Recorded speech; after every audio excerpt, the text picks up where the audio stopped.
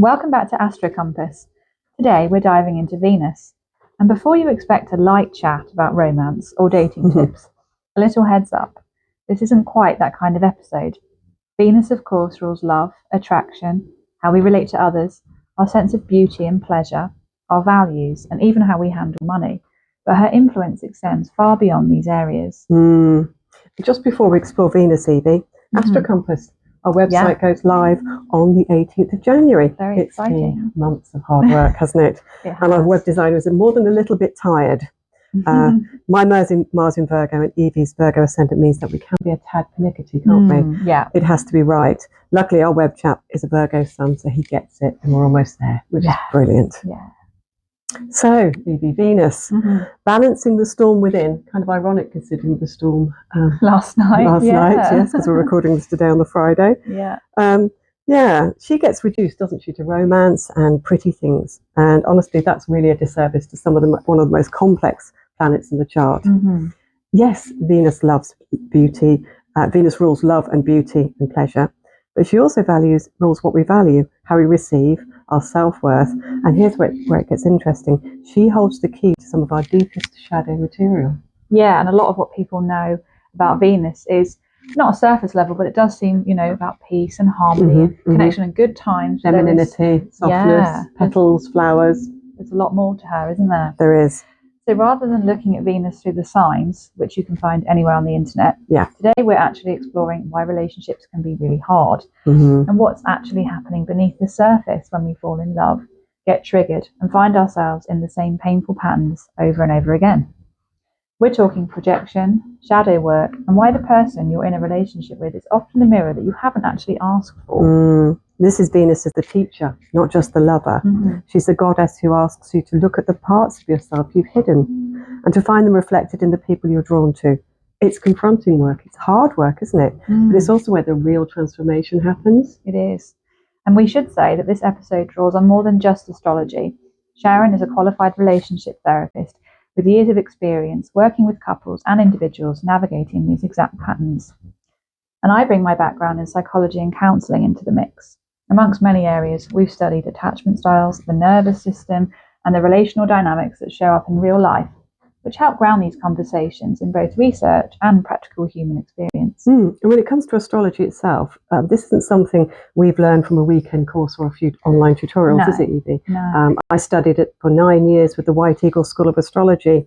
I'm a member of the Association of Professional Astrologers International, but even after 30 years of practice, I'm still learning. The depth of the subject is extraordinary, not just psychology, but astrology too. I like the Chinese proverb, the acknowledgement of ignorance is the beginning of wisdom. And I know that I'll never know everything, but I guess that's at least a start. So I bring over 20 years of studying how the planets influence people, combined with my degree and experience working in mental health. Astrology requires years of dedicated study, genuine ethical commitment, and a purity of intention toward the people you're working with. So today we're weaving together astrology, in-depth psychology, and relationship science. It's the kind of integration that we love, and we think it gives a much richer picture of what Venus is really asking of us. So let's start with mythology, because ancient stories reveal far more than the sanitized version that we've inherited. Venus, Aphrodite to the Greeks. She wasn't born to some gentle romantic family or scene. She emerged from violence. When Cronus castrated his father Uranus, he threw the severed parts into the sea. And from that foam, from that act of brutality, Aphrodite was born. So from the very beginning, Venus carries both beauty and violence, creation and destruction. She's not just the goddess of love, she's the goddess of desire. Desire has teeth. In the myths, Aphrodite caused wars, drove people to madness, punished those who rejected her, and wasn't above manipulation to get what she wanted. This is the lower expression or octave of Venus, essentially manipulation or avoidance of conflict because harmony is a priority. A manipulation under the guise of charm and sweetness. Exactly. Perhaps we're not always all charm and sweetness and light, are we? We're a combination of shadows and dark and light. We can't deny that. No, we can't. And when we do, it can actually be more dangerous to ourselves and to a little others. more toxic because it's more underhand, more subdued, but you can feel it in a room. Oh yeah. How many of us have heard of the phrase passive aggressive? That's a very low octave Venus phrase, isn't it? And superficial charm. Superficial Gift charm. of the gab, there's all these terms. Yeah. And we kind of know it, but we don't always know it. Yeah. She was married to Hephaestus. Yes, the craftsman god, reliable, solid, not particularly exciting. Sounds very Taurian, doesn't it? Not that they're not exciting. No, they're very steady. They're very steady. Yeah. But she had a passionate affair with Mars, the god of war. And when they were caught together, trapped in a golden net for all the gods to see, Aphrodite felt no shame. That's important. Venus doesn't apologize for her desires. No. They are paramount to her, aren't they? To feel that sense of safety and security and sensuality in life. Within an authentic framework. So this is the full Venus, not just the soft, receptive feminine we're usually sold, but a powerful force that can create and destroy, attract and repel, heal and wound, which is actually very like the Indian goddess Kali. I'm seeing a lot of parallels now. Yeah. So when we only acknowledge the light side of Venus, we push the rest into shadow. And shadow material doesn't disappear. It runs the show from underground, from the unconscious. And how many, like we were just saying about in the room, you can sense that it does leak out of people's unconscious if they're not saying what they really want. And often in things like micro expressions, body language, tone of voice, pauses, eye contact. There's lots and lots of ways I don't think we even realise we're using them to kind of, have a radar for inauthenticity, don't we? Yeah, we do. Okay, so what does Venus really rule? So let's map her territory properly. First, values. What you find beautiful, worthwhile, meaningful. Your aesthetic sense, yes. Also, your moral compass around what matters. Venus shows us what you're drawn towards, and by extension, what you'll compromise yourself for. So self-worth, that's really crucial for understanding Venus. Venus isn't just about how others value you, it's about how you value yourself. Your relationship with receiving, with pleasure, with feeling deserving of good things. So many relationship problems are actually Venus problems, not about the other person, but about whether you believe you're worthy of that love in the first place. Yes, so we're on to self-love, aren't we? Perhaps Venus's role is to teach us first to have a relationship with ourselves, that then we're not seeking somebody to compensate us, to complete us. To fill the hole. Yeah. Once we're whole, we can love well, balancing autonomy and relational connection. Also, money and resources. Venus rules what you attract and how you relate to abundance. Your spending patterns, your relationship with luxury, your ability to receive. Financial issues and relationships often have Venus at their root. Different values, different relationships with worth and security. That's very true. I'm just thinking about how some people feel like an inner sense of wealth, and I think that relates very strongly to Venus, whereas some people, if their Venus is in a more difficult sign, can almost feel a sense of poverty even when they have money. And actually, what I've noticed is people who talk about money and are more extrovert about money are often the ones who lack self-worth. So they use money as a self-compensatory factor. Yeah, a crutch. Yeah, that makes sense. So pleasure and the body as well. Venus governs your relationship with physical enjoyment, as I've mentioned before. Food, touch, sensuality and comfort. How you inhabit your body, whether you allow yourself pleasure or deny it. Venus asks, can you receive? Can you enjoy? Or do you feel you have to earn every good thing or prove yourself to be worthy? And relationships. All relationships, not just the romantic ones.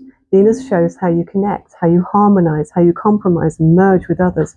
Your style of loving. What do you need to feel loved? And importantly, what are the patterns that you keep recreating? Keep being reflected back to you in the mirror. Yeah, huge lessons there. So I think we need to talk about Carl Jung a bit, because his work on the shadow is essential for understanding Venus at any real depth. He described the shadow as parts of ourselves we've rejected, denied, or pushed out of conscious awareness. It's not just our dark qualities, it can also include gifts and strengths we've disowned, or we've been put in a position where we feel we have no option to disown them because they've been disapproved of, or not accepted by others when we're younger, perhaps. And I wonder, in some ways, in some more toxic situations or environments, do we emphasize our Venus to be loved and liked and feel valued, and the rest of our chart suffers? That we put forward that face that we think is acceptable. It's charming and sweet and will be appealing to others and keep you safe.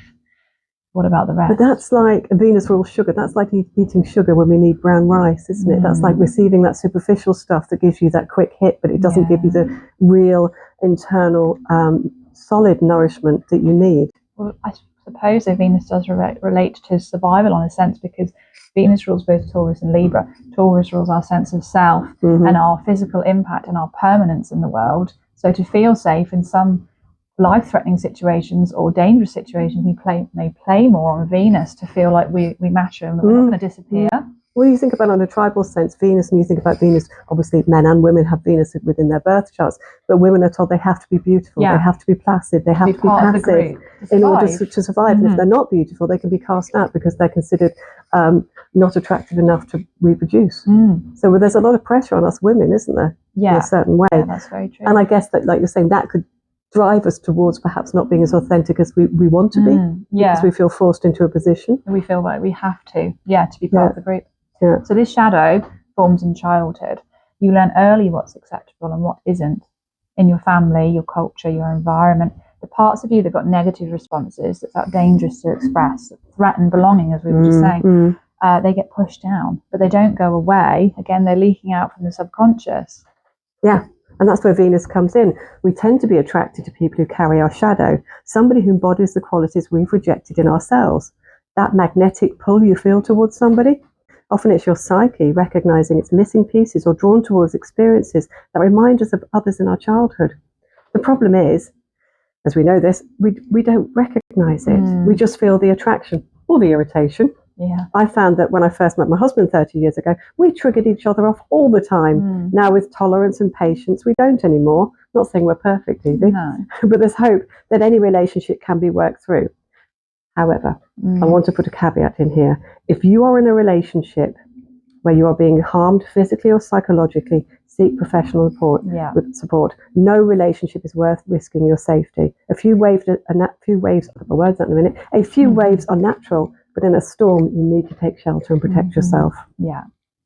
This is why relationships can feel so fated and so maddening at the same time. You're not just falling in love with a person, you're falling in love with parts of yourself you lost access to. And the things that drive you crazy about your partner, often they're shadow material too. Qualities you denied in yourself that you're now having to confront in another as part of your soul evolution, your growth. Yeah. And that means change, and sometimes it's not always easy and it's not always pleasant. No, change isn't always easy. And confronting those parts of ourselves that we've tucked away can be very challenging indeed. So, Jung also gave us the concepts of anima and animus, the inner feminine in men and the inner masculine in women. Now, these ideas have evolved since Jung's time, and we frame them kind of less rigidly today, but the core insight remains powerful. We all carry both masculine and feminine energies, and the less conscious we are of our inner opposite, the more we project it onto others. So Jung also looked at Venus in the birth charts, because he was he was very ahead of his time. He was very ahead of his time, and he was very committed to astrology, actually. He was. And he looked at Venus in birth charts, but also in order to look at how the person related, but also he looked at the cusp of the seventh house. So, for example, a Virgo ascendant shadow will be expressed through the energies of its opposite sign, which is Pisces. Yes, and those types of people with strong Pisces in their chart, you will be attracted towards them because they are there to reflect back to you the Piscean lessons that you need to learn. Yeah. So the anima, the inner feminine, represents the capacity for feeling, relating, creativity, receptivity, and connection to the unconscious, very like the moon. When this is undeveloped or unconscious, it gets projected onto women, who then carry an impossible burden of being the source of all that feeling and meaning and always feeling like they're getting it back. And that's draining, isn't it? It's exhausting. So the animus, the inner masculine, represents the capacity for assertion, clarity, boundaries, logical thought and action in the world, a kind of Mars energy. And Sun, actually, which is masculine too. Yeah. When undeveloped, it gets projected onto men who become responsible for all the decisiveness and direction in the relationship. So I guess in some relationships, those two very kind of conventional roles work. But I think with the world shifting and more being demanded of women with regards to autonomy, earning their own money, it's shifted. It's changing, isn't it? But also for men, there's a lot more pressure on men to not only be the providers, but to be emotionally aware. And, and they are perfectly capable of that. But it is another pressure. So do this, but also be this. So is it an opportunity or is it a pressure for men? I think it's both for both genders, really, in some ways, So here's the Venus piece. Romantic attraction is often anima or animus projection. That feeling of you complete me. It's literally true psychologically. The other person is carrying parts of your own psyche that you haven't integrated. The work isn't to find someone who completes you. It's to become more whole yourself and then relate from wholeness rather than need. But that doesn't mean attraction's an illusion. or that relationships are just projection, because we need each other, don't we? Yeah, we do. But it does mean that the intensity of early romance often has more to do with our own unconscious material than with who the other person actually is. Real love, mature love, this begins when the projections start to fall away and you see the actual human in front of you, warts and all. Yes, flaws and all, exactly. So Yvie, let's stay with projection because it's central to understanding why relationships are so triggering.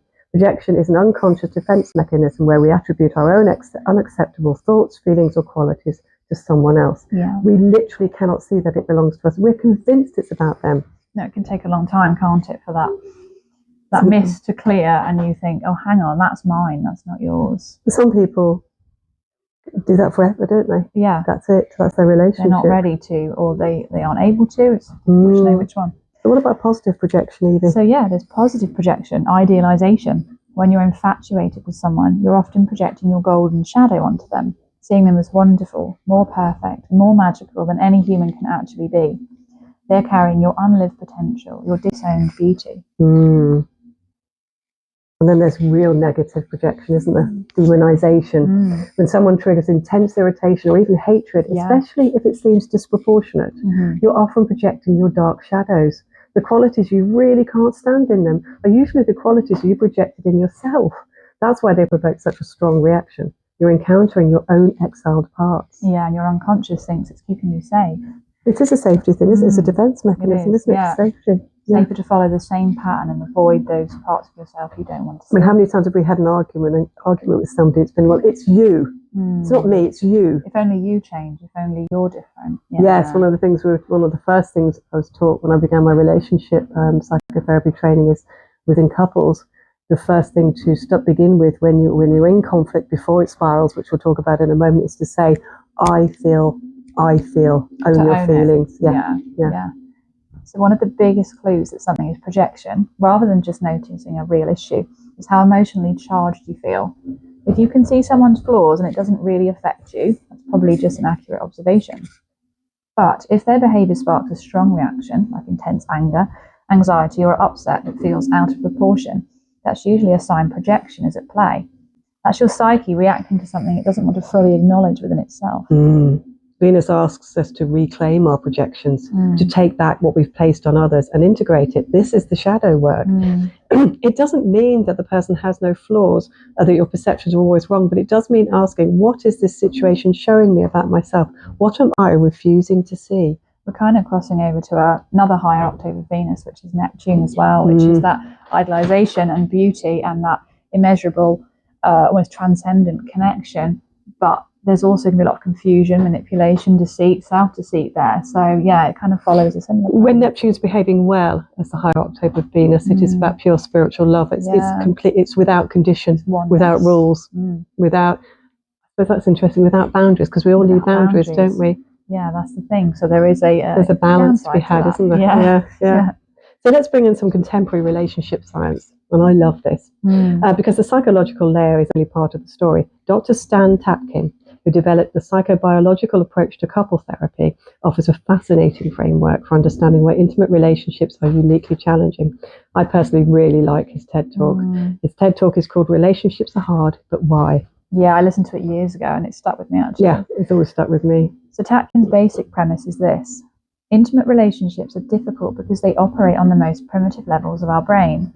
When we attach to somebody romantically, we're not just engaging our conscious, rational mind. We're activating survival level systems that evolve to keep us alive. And those systems are fast, automatic, and often wildly inaccurate when we're in a heightened state. Yes, the amygdala gets triggered, isn't it? So Stan Tatkin, he uses the metaphor so for example, when you're learning to drive, you get in the car and you use the steering wheel, you use the gear stick and you use the brake, and it's all conscious, isn't it? Conscious awareness. But after you've learned to drive, you think, oh, I've got this. This is fine. I've completely cracked this. I'm going to put this in, and your brain says, okay, I'm going to put this into my subconscious, unconscious, so that I can just get on with other things. So you think about your shopping. So when within reason. Within reason. So when we meet somebody for the first time, what we do is we use our conscious mind. We think, does that person like flowers? Does he like me to cook for him? Does he like me to wear this? Okay. But after a while, our brain says, our frontal cortex says, well, do you know, I think I know how to do that. I'm soft. I'm going to stuff it back into my subconscious mind and I'm just going to carry on. That is where all the stuff comes out, because the subconscious and unconscious mind is where we store all the past memories and trauma and patterns from our youth. So that's when all the stuff starts to come out within the relationship. So you'll have the first 3 or 4 months of frontal cortex, then suddenly you both start arguing and you don't know why. Yes. So our nervous systems are constantly scanning for threat, and it's called neuroception. In intimate relationships, our partner's face, voice, body language are being monitored by ancient brain structures, the amygdala. They decide millisecond by millisecond whether we're safe or not, or in danger. And here's the problem. These systems were designed for physical survival, not emotional nuance. A disapproving look can trigger the same alarm bells as a predator.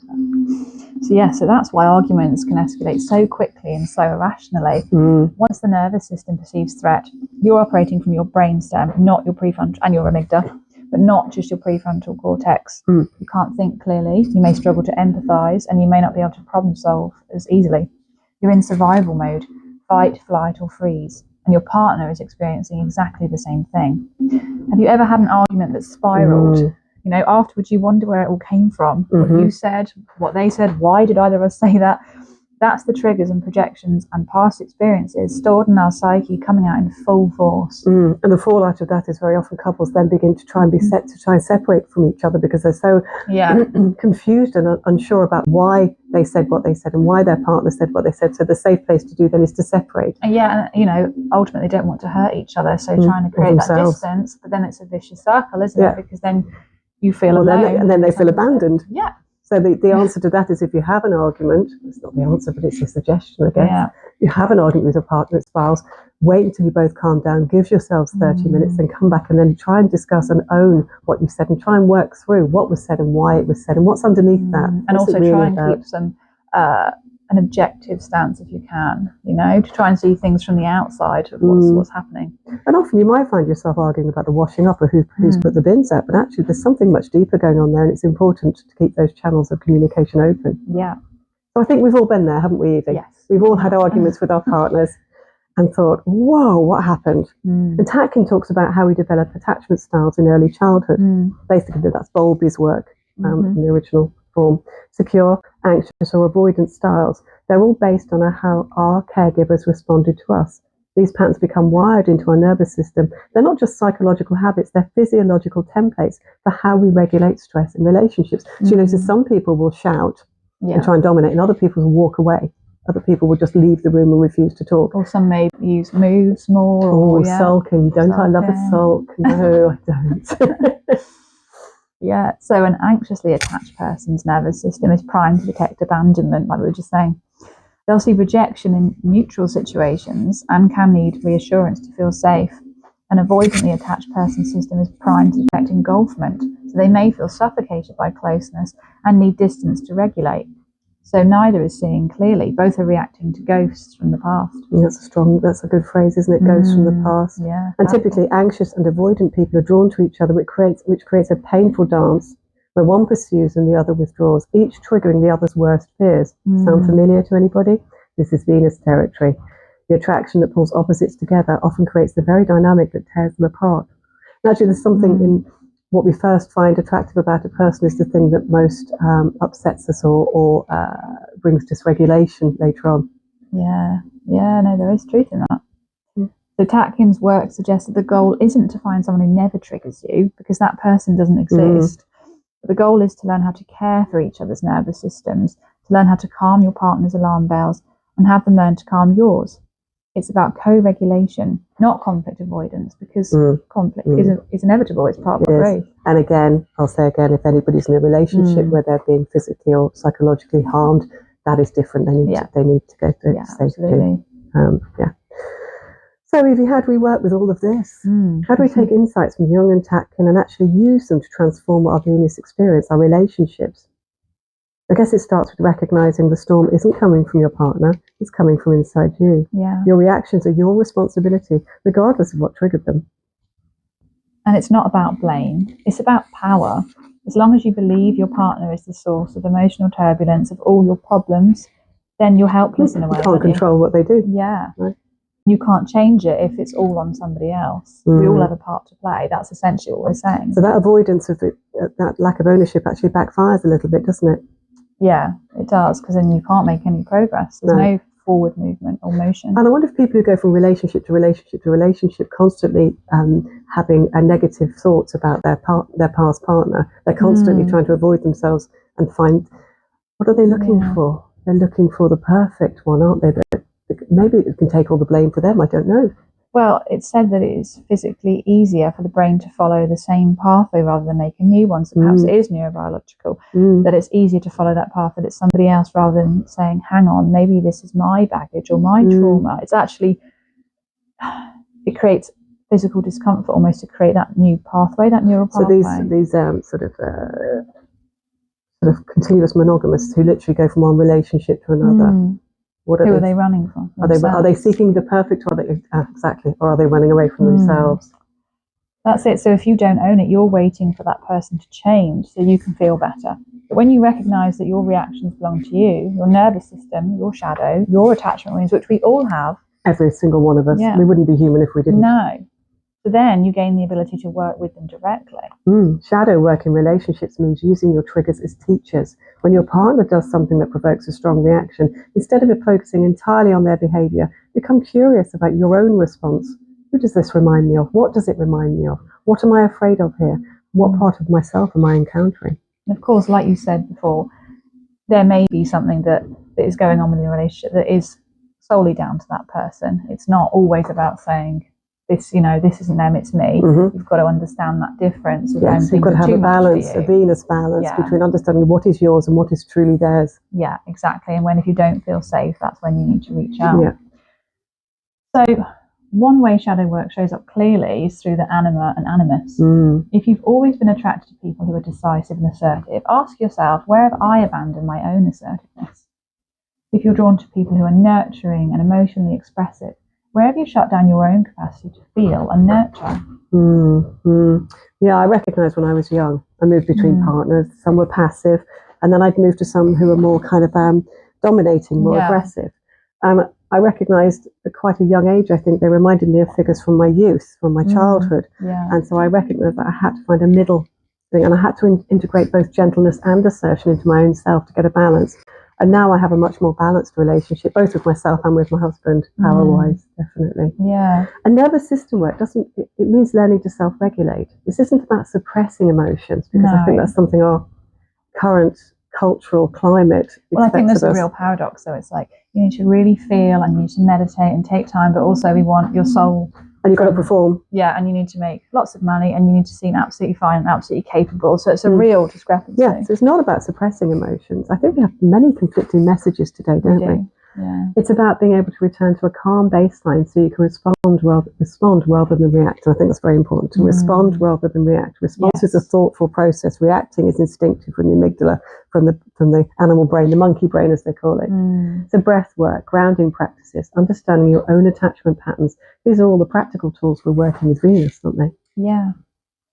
So ultimately the work is becoming someone who can hold the storm within without being destroyed by it.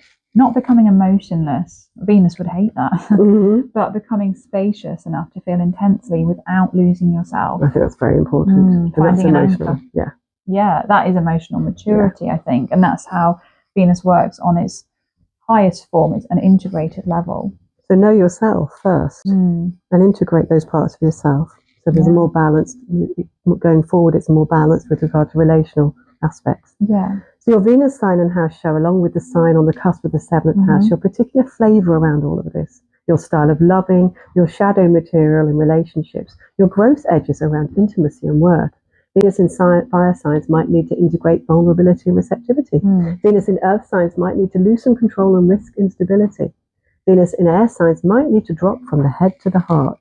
And Venus in water signs might need to develop boundaries and self-definition. Although I would say that when looking at a chart, again, we look at the whole chart, don't we? But that's a very basic understanding of Venus. The Venus aspects tell you about the internal conflicts around love and self-worth. Venus-Saturn might carry messages that love must be earned through effort and sacrifice. Perhaps that message was given subconsciously through childhood. I have Venus-Saturn, yeah. So Venus-Pluto might unconsciously create power struggles and intensity to feel alive in relationships. Venus-Neptune might idealise partners and struggle with seeing them clearly for who they truly are. And there can be disappointment in that. Disillusion, that's the adoration, the infatuation, isn't it? And that person is the one that will make me complete. That person is the beauty that I don't hold.